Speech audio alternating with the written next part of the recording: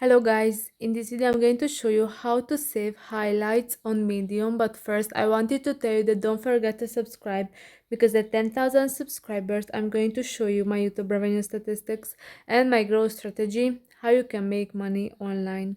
So first open the app, then go to the saved articles, which is at the bottom of the screen, the third icon, and then you can see the highlights option. Click on that. So when you find passages that resonate with you, you can highlight them to save them here.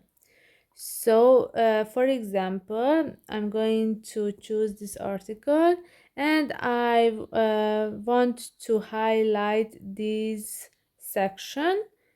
So I click on the highlight and then it should appear here.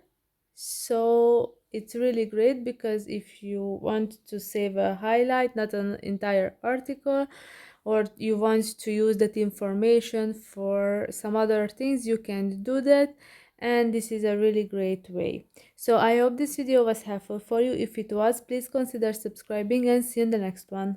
Bye bye.